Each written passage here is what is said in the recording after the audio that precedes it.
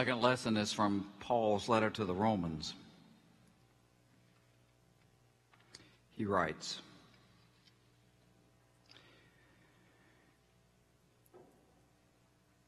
"We know that the whole creation has been groaning in labor pains until now. And not only the creation, but we ourselves, who have the first fruits of the Spirit, groan inwardly while we wait for adoption, the redemption of our bodies. For in hope we were saved. Now hope that is seen is not hope. For who hopes for what is seen?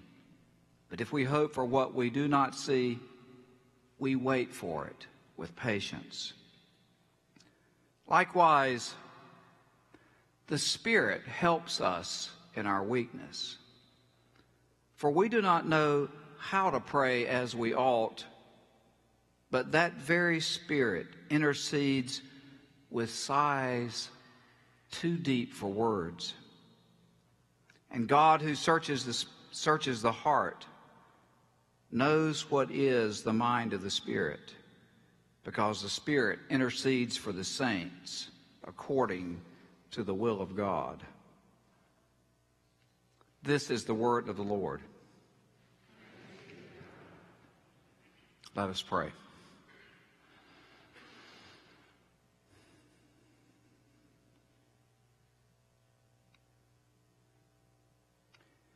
Meet us where we are this day, O God, and open our hearts to you. Amen.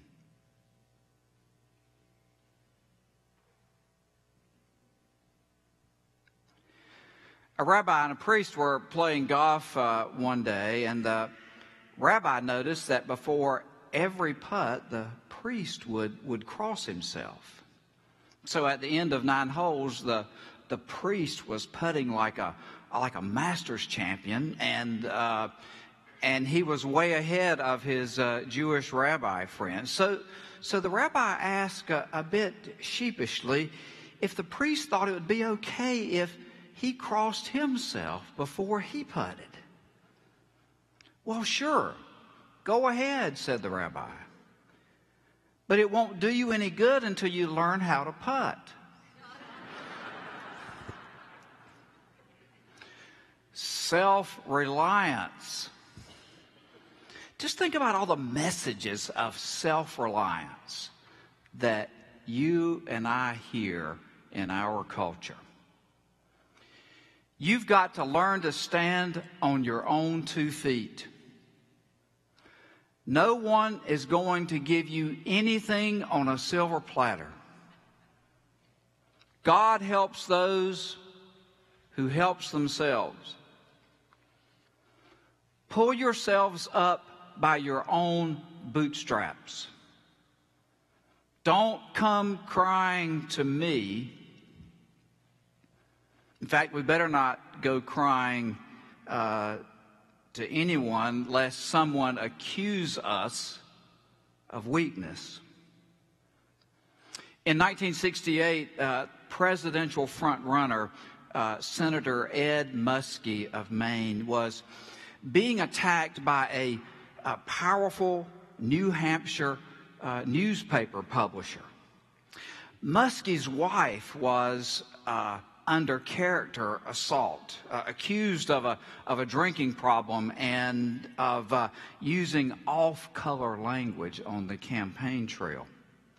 So Muskie held a press conference right in front of the newspaper. And there he called the publisher a coward. But when Muskie started defending his wife, he filled up with emotion. His voice began to crack, and it appeared that tears were forming and rolling down his cheeks. But the speech was during a near blizzard, so others said those were not tears, but melted snowflakes. Never mind. The press and the voters saw it as a sign of weakness, this voice-cracking, crying, emotional candidate. Muskie's campaign went into a tailspin from which he never recovered. The message? We're supposed to be James Bond or Katniss Everdeen of Hunger Games fame, self-reliant. And we have a long history of the myth of self-reliance in our country. In 1830, Ralph Waldo Emerson wrote a famous essay called Self-Reliance. And part of it he said, rather than relying on anything external, even God, we are to depend on ourselves and that divinity that resides in us. Wow. The divinity that resides in us. And if we listen to some of the voices in our country, you think that America was totally built on the concept of complete self-reliance, independence, without any government or community help, without land grants or farm subsidies or oil supports, without the community aiding in building farms or fighting fires or building schools. I mean, there is a great myth of self-reliance in our culture that is like a river running through us. But you and I know that we are not always that self-reliant or always that strong. We wish we were. We wish we were. Did you see the movie Limitless with Bradley Cooper? I mean, in it he is a young, unmotivated writer with no ambition, is the ultimate procrastinator about things, who keeps making excuses on why he can't finish this novel that he's been working on for years. His girlfriend is fed up and finally leaves him. And then Cooper's brother-in-law, who works for a pharmaceutical company, introduces him to an experimental drug that he says will make him brilliant. Cooper takes it. And the next day, Cooper gets up and rewrites his entire novel and finishes it. The next week, he studies the stock market. And he takes a few $1,000s and makes it into hundreds of thousands of dollars. He is limitless. He is self-reliant. And watching this, I found myself secretly wishing that I could be that smart, that brilliant, that self-reliant, that accomplished. But what you and I know is that sometimes we are inadequate, dependent, in need. And sometimes life's difficulties threaten to take us under. You with me? So is there any shame in admitting that we are that way sometimes? Or will we buy into the myth of self-reliance and self-sufficiency and the great pretense that we can always be strong, always be self-reliant, and never vulnerable? Which is a good time to remember Moses. We remember Moses. And we remember there was a point where he had this encounter with a burning bush, and the bush just kept on burning.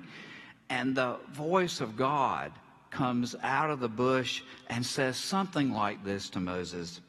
Moses, your people are groaning under oppression, and I want you to go to Pharaoh and tell him to let your people go.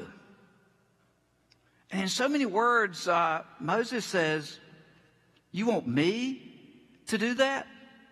I mean, I cannot match wits or strength with a Pharaoh. I'm not up to this. You've picked the wrong guy. And God pretty much says, doesn't matter. Doesn't matter who you are. It only matters who I am, and that I'll be with you. Which reminds all of us that when we feel ill-equipped or weak or overwhelmed, God says, it doesn't matter who you are. It matters who I am, and I will be there with you. That's God's answer to our weakness. Paul says basically the same thing in his letter to the Romans. The powers, the principalities, the pressures of life may sap our strength and steal our courage, but they will never defeat us, he says, because the Spirit helps us in our weakness. I love that line. The Spirit helps us in our weakness. It's a great line because it's a true line.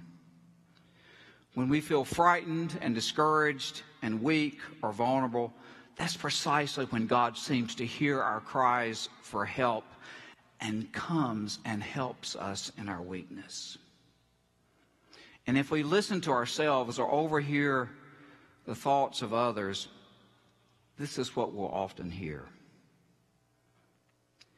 Lord, I'm trying to raise my children as a parent in a sometimes crazy world. And sometimes I feel just helpless in the face of all the forces that they are dealing with and that we are dealing with. Forces that can take them down a catastrophic path. Peer pressure, drugs, dropping out, the wrong crowd. There are so many obstacles out there, so many things to worry about. And even if I teach them, Lord, to trust, to have faith, to have the values of faith, I can't control their circumstances. Where, Lord, will I get the wisdom to be this parent? And the Spirit helps us in our weakness. Lord, I am aging, and I am trying to live this life with grace and dignity. But it's getting harder and harder to take care of myself, just doing the simple things that I used to take for granted. But I don't want to be dependent on others. I don't want 10 doctors managing my life and my choices.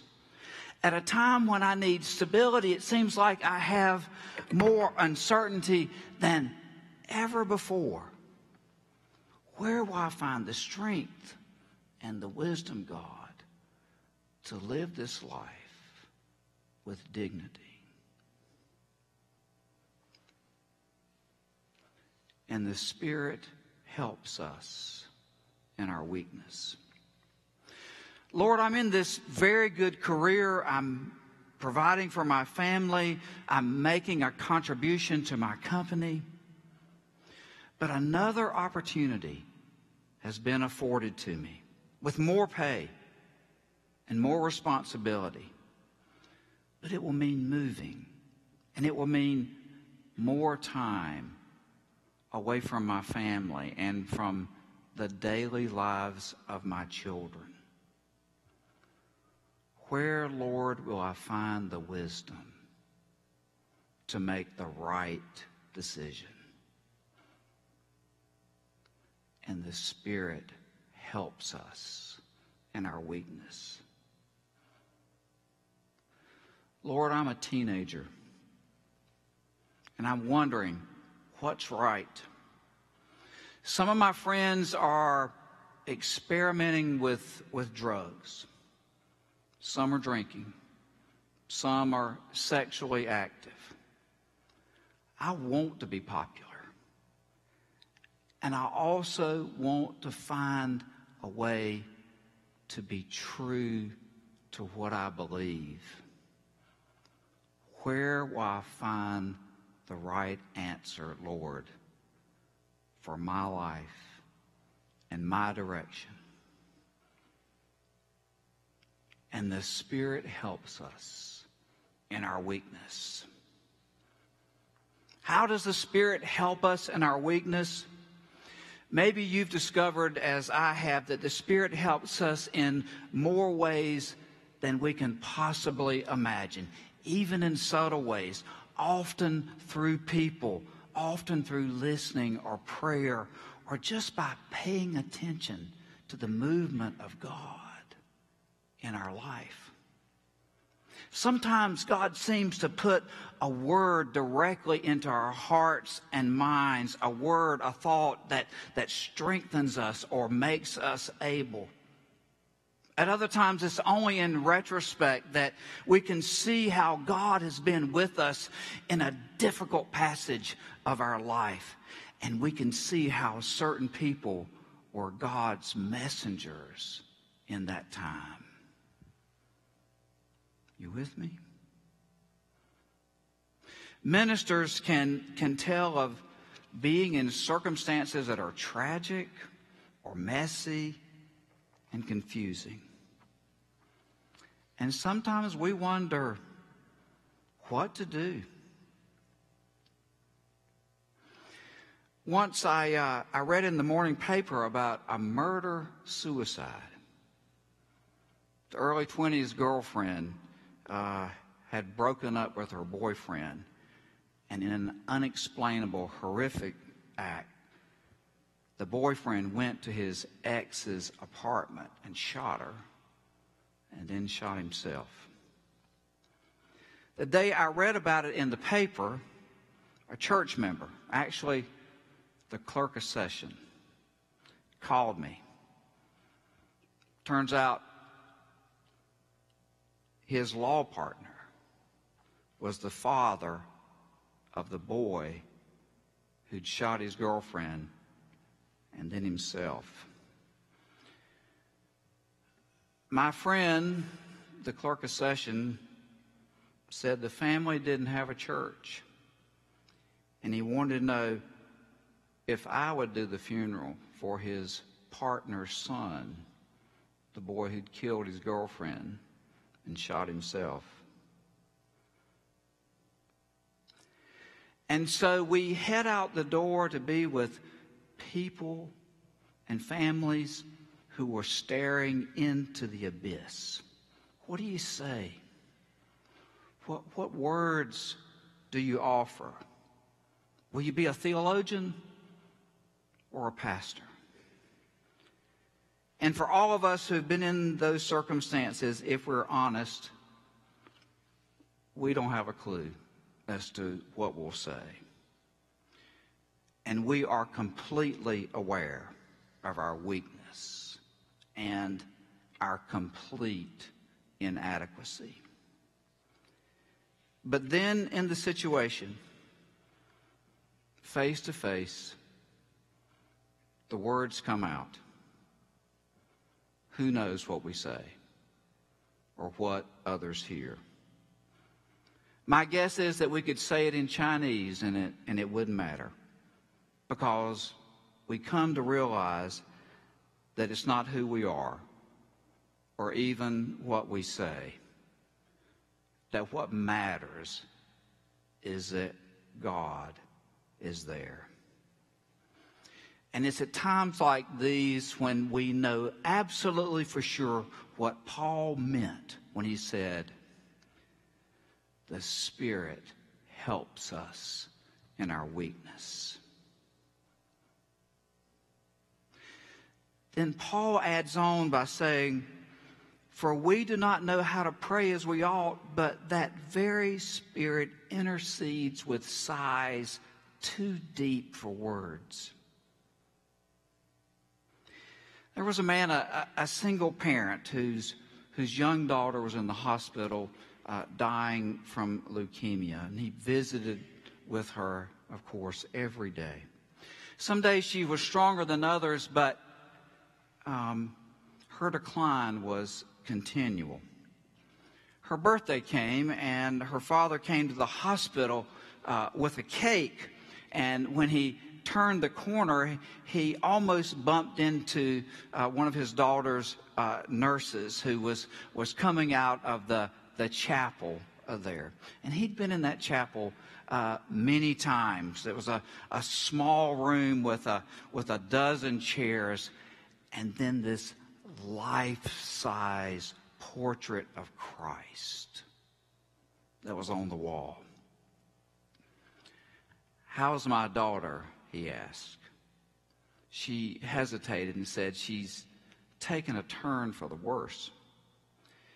So he handed the cake to the nurse, and he hurried to his daughter's room. Within an hour, she took her last breath.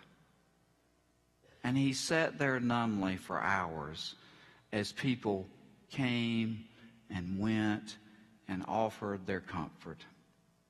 Finally, he got up and started home, and passing by the little chapel, he stepped in, and there was the birthday cake that the nurse had taken from him and put in the chair. And he picked up the cake and he pondered the irony, the absurdity of it all. And suddenly he threw the cake at the face of Christ on the wall. And as he watched it, it seemed as if Jesus were crying as the cake slid down the cheeks. And in some unexplainable way, this father understood that Christ was crying with him, that Christ's heart was broken as well. And the Spirit helps us in our weakness. When you and I let go of this myth of self-reliance and self-sufficiency, we come face to face with God. And God, in God's unexplainable way, helps us in our weakness.